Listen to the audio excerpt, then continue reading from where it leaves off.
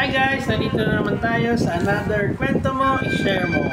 May bago na naman tayong sulat galing sa ating letter sender. Titingnan natin kung anong pamagat.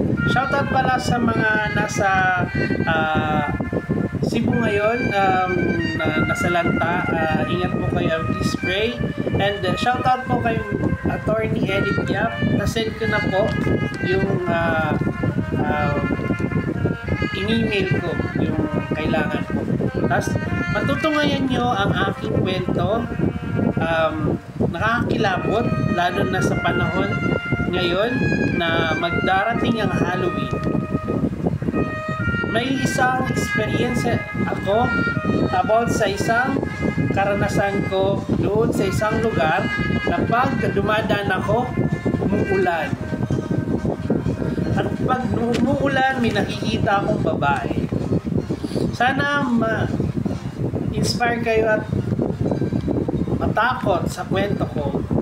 And sana mapulutan nyo ng aral yung kwento namin. Magsisimula na ang ating kwento. Bedtime Story by Kuya Marky. Kwento mo, share mo. Life at work.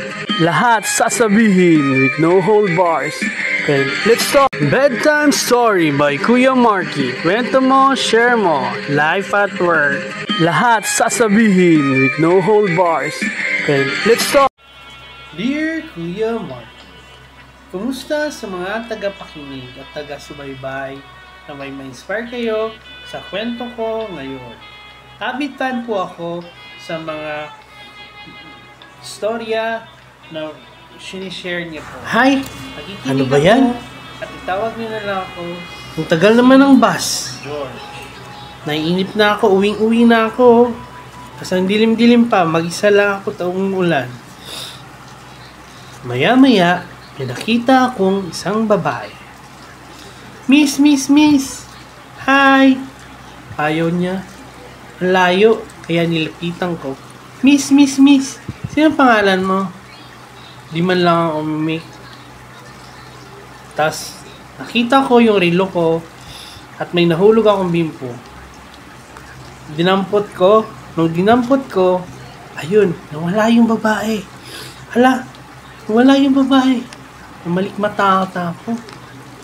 Nasaan na kaya yun? Dumating na yung bus at may nakausap akong isang babae. Kuya, sino kausap mo doon? Ika nga, parang nagsasalita ka mag-isa. Sabi ko naman, ha? Tingnan mo nga, binidyo pa nga kita eh. Pagtingin ko sa cellphone niya, maya-maya, hala, wala nga akong kausap.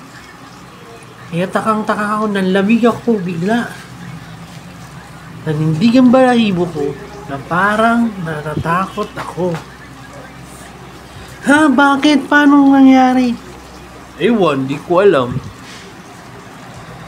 Alam ko, babae ang kausap ko. Tumahimik ako at ika nga ng babae, Kuya, alamin mo kung sino kinakausap mo. Alam mo ba, may pinatay dyan isang babae. Dati, malapit lang ang bahay nila dito. Dito daw siya parating sumasakay, ni-rape at minasakir yung pamilya. Kaya nun, simula ngayon, pag dumadaan ako sa lugar na yon, nagdadasal na lang ako kasi yun ang sabi ng matanda. Kaya, yun ang kwentong nakakatakot ko. Kaya kung may kwento kayo, please share and kwento natin yan at naway either matatakot kayo, ma-inspire, or ma-motivate. And please send your story to Kuya Marky. Salamat po! Ayun nga, natungayan natin ang sulat galing kay George Rock. Naway, natakot kayo sa mga sinabi, sa karanasan, sa nangyari. Kung experience nyo yun, please, pwede naman natin isend sa amin para may share at may kwento at may motivate nyo, lalo na ngayong Halloween.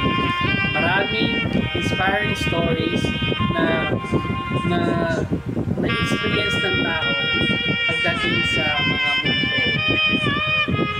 And please do subscribe to my channel Facebook Marky Arjo, YouTube Tim Anapay, TikTok Marky Arjo. Sulat na and naway mabasa ko ang iyong kwento. Salamat po.